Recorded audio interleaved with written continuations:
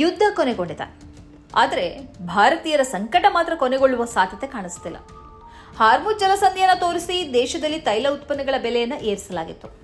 ಆದರೆ ಯುದ್ಧ ಕೊನೆಗೊಂಡು ಅಂತಾರಾಷ್ಟ್ರೀಯ ತೈಲ ಮಾರುಕಟ್ಟೆಯಲ್ಲಿ ಕಚ್ಚಾ ತೈಲದ ಬೆಲೆ $81ಗೆ ಇಳಿದರೂ ನಮ್ಮ ದೇಶದಲ್ಲಿ ಪೆಟ್ರೋಲ್, ಡೀಸೆಲ್, ಗ್ಯಾಸ್ ಬೆಲೆಗಳ ಇಳಿಕೆ ಸೂಚನೆ ಕಾಣಿಸ್ತಿಲ್ಲ. ಇನ್ನೂ 2 ತಿಂಗಳ ಕಾಲ ಬೆಲೆ ಇಳಿಕೆ ಇಲ್ಲ ಅಂತ ವರದಿಗಳು ಹೇಳ್ತಾ ಇವೆ. ಮಧ್ಯಪ್ರಾಚ್ಯದ ಯುದ್ಧವನ್ನು ತೋರಿಸಿ ಪೆಟ್ರೋಲ್, ಡೀಸೆಲ್, ಅಡುಗೆ ಅನಿಲ, CNG, ರಸಗೊಬ್ಬರ ಇತ್ಯಾದಿಗಳ ಬೆಲೆಯನ್ನು ಏರಿಸಲಾಗಿತ್ತು. ಜೀವನಾವಶ್ಯಕ ವಸ್ತುಗಳ ದರಗಳಲ್ಲಿ ಭಾರೀ ಏರಿಕೆಯಾಗಿತ್ತು. ಈಗ ಶಾಂತಿ ಒಪ್ಪಂದದ ಘೋಷಣೆಯಾಗಿದೆ. ಇದರ ಬೆನ್ನಿಗೆ ಬ್ರೆಂಟ್ ಕಚ್ಚಾ ತೈಲದ ದರ $81ಗೆ ಇಳಿದಿದೆ.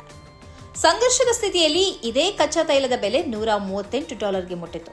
ಇದನ್ನು ತೋರಿಸಿಯೇ ತೈಲ ಬೆಲೆ ಏರಿಕೆಯನ್ನು ಕೇಂದ್ರ ಸರ್ಕಾರ ಸಮರ್ಥಿಸಿಕೊಂಡಿತು.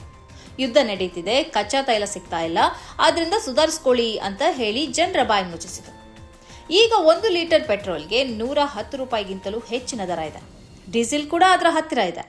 ಗೃಹ ಬಳಕೆ ಸಿಲಿಂಡರ್ನ ಬೆಲೆ $1000 ಹತ್ತಿರ ಇದೆ. ಯುದ್ಧ ಕೊನೆಗೊಂಡಿರೋದ್ರಿಂದ ಇವುಗಳೆಲ್ಲದರ ಬೆಲೆ ಮೊದಲಿನಂತಾಗಬೇಕು ಎಂಬುದು ಜನರ ಬಯಕೆ. ಆದರೆ ಈಗ ಬೇರೆಯದೇ ಕಥೆಯನ್ನು ಹೇಳಲಾಗ್ತಿದೆ. ಭಾರತದ ತೈಲ ಸಂಸ್ಕರಣಾಗಾರಗಳು 2 ತಿಂಗಳ ಪೂರೈಕೆಗೆ ಬೇಕಾದಷ್ಟು ಕಚ್ಚಾ ತೈಲದ ದಾಸ್ತಾನು ಮಾಡಿಕೊಂಡಿದೆ. ಕಚ್ಚಾ ತೈಲದ ಬೆಲೆ ಏರಿಕೆ ಇದ್ದಾಗಲೇ ಹೀಗೆ ಖರೀದಿಸಿ ತಂದು ಇಲ್ಲಿ ದಾಸ್ತಾನು ಇಡಲಾಗಿದೆ. ಅದು ಮುಗಿಯುವವರೆಗೆ ಬೆಲೆ ಇಳಿಕೆ ಇಲ್ಲ. ಅದು ಮುಗಿಯುವುದಕ್ಕೆ ಇನ್ನೂ 2 ರಿಂದ 3 ತಿಂಗಳು ಬೇಕು ಎಂಬ ಹಾರಿಕೆಯ ಉತ್ತರವನ್ನು ನೀಡಲಾಗ್ತಿದೆ. ವಿಮಾನಯಾನದ ದರಗಳಲ್ಲೂ ಶೀಘ್ರವೇ ಕಡಿಮೆ ಆಗಲಾರದು ಅಂತ ಹೇಳಲಾಗ್ತಾ ಇದೆ. ವಿಮಾನಯಾನ ಸಂಸ್ಥೆಗಳು ಇಂಧನವನ್ನು ಮುಂಚಿತವಾಗಿ ಖರೀದಿಸುತ್ತಿರುತ್ತದೆ.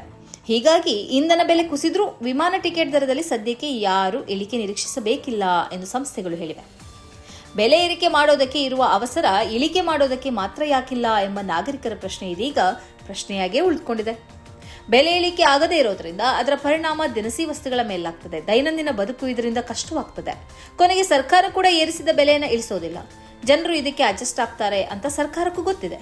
ಜನರು ಮಾತ್ರ ಕಷ್ಟಕಾಲದ ಬದುಕನ್ನ ಸವೆಸಬೇಕಾಗ್ತದೆ ಅಂತ ಜನಸಾಮಾನ್ಯರು ಹೇಳ್ತಿದ್ದಾರೆ. ಈ ಕಾರ್ಯಕ್ರಮದ ಪ್ರಾಯೋಜಕರು ಗಡಿಯಾರ್ ಗ್ರೂಪ್ ಆಫ್ ಕಂಪನೀಸ್,